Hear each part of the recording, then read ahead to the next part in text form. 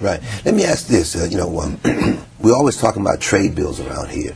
Of course, they are always sort of controversial in a way. Mm-hmm. But, we are not talking about trade bills with Africa. Have you ever thought about, why we not...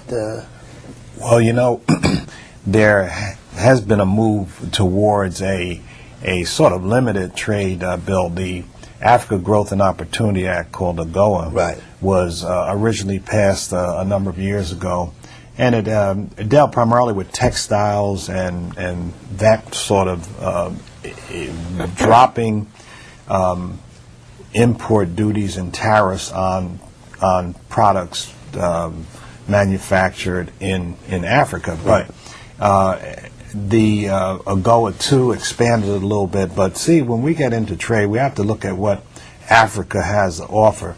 We have to really start dealing with infrastructure and development, development of the workforce. Now that food is becoming a real commodity that is starting to become more scarce because of ethanol and different uses for corn and wheat and all that. Yes. Mm-hmm. The whole question of the need for greater production of agriculture, food, I think, is a key thing that Africa could become the breadbasket of the world. So these are some of the things that, and also right now in Africa there are a tremendous amount of natural resources, but the resources are taken out in their raw form. They're shipped to other countries for value added. We need to start having manufacturing and secondary kind of processes for iron ore, for example, or smeltering of other natural metal resources right on the continent. So then they could have more value than taking the raw material out and going to Europe and the U.S. or China for development. Right. I would just add to that, I think it's becoming quite interesting in Africa these days that there's new competition for these resources coming from China and also from India, especially in regard to oil and natural gas and mineral resources.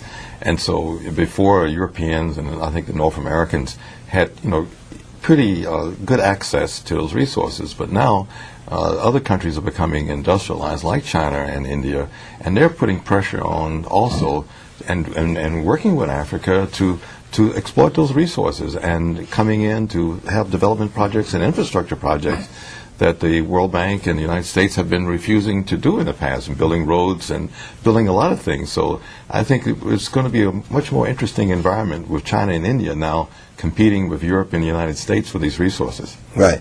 Do you feel, working, in terms of in your own community, do you feel a pushback from your own constituents about your involvement in Africa? The people say to you, well, why are you involved in Africa? You represent, this district here. Oh, no question about it. It's always been an issue. Fortunately, I was involved in Africa before I got elected to office. So when they elected me, I said, "Well, you know what you're getting, So don't come up with it after the fact.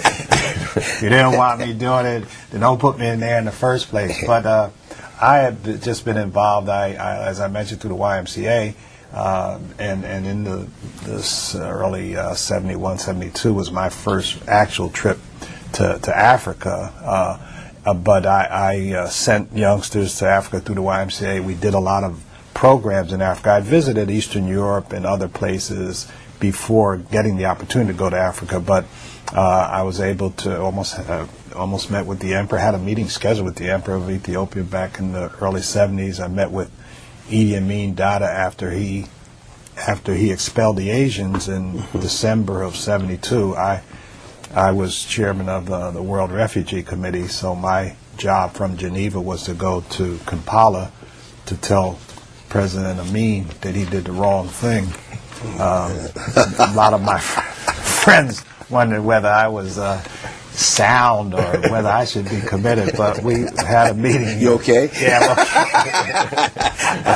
And actually had 2 meetings with him, one in February of '73 and another one in June of '73 on the same issue. They called him Big Daddy in those days. Oh, yeah, right. He was a big man, without a doubt. Very big man, military person, and really it turned on his people after the Entebbe incident when the Israelis came in and took out their hostages, and I think then he just turned on his own people terribly. But up until the early part of his reign, he pushed Obote out, who was put in by the British, and so he was looked at as a sort of a local hero until he then eventually turned on his own people.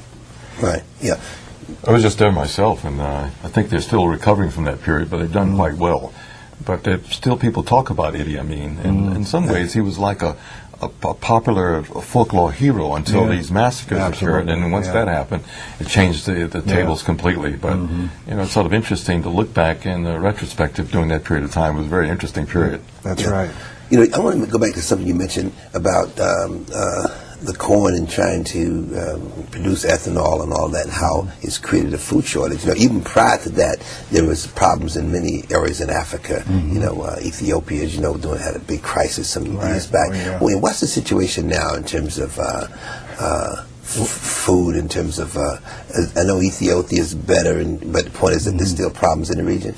Yeah, there's still problems. Actually, one of the things that USAID could do, they got out of the whole business of trying to help with agriculture, and we've been meeting now with some of the officials in state and saying we need to get back into agriculture. You know, Zimbabwe is a good example of, you know, Mugabe came in and said, I'm kicking out these white farmers who stole the land originally, and the land should have really reverted back to the original owners, the blacks. That should perhaps done another way. And there was a Lancaster House agreement in the late 70s that said that the British would help, you know, Zimbabwe buy back the land that was taken from them. However, when you disrupt the large farm programs that they had in Zimbabwe, it did brought a lot of income into the country, and there was tremendous amount of farming done in a massive way.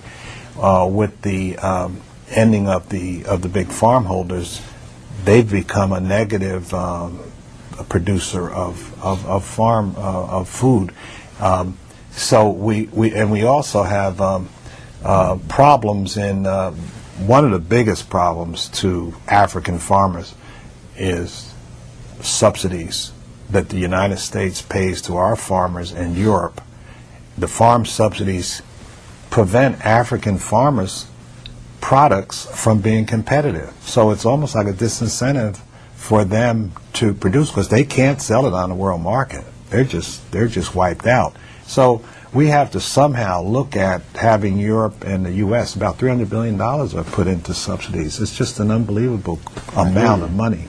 So that's a real problem. And it's really especially in regard to sugar and cotton, which are very important for the African continent. And it just makes African cotton, which is normally very competitive, uncompetitive because of the subsidies. And that's the same with sugar.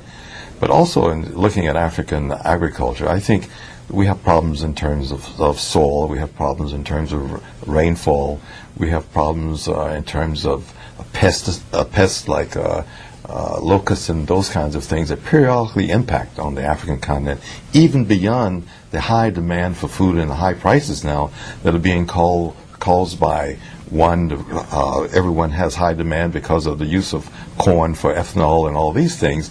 But there are also problems in terms of structural problems in African agriculture that have to be overcome. And I agree 100% with Congressman Payne that we put all this money now into fighting the HIV/AIDS pandemic, and we've just let agriculture fall apart. Right. And I think that Africa has tremendous potential for being a breadbasket, just like he said, but we got to make more of an investment, and that's what we're not doing now. We got to put some more money into helping people to grow their own food rather than coming up with emergency assistance.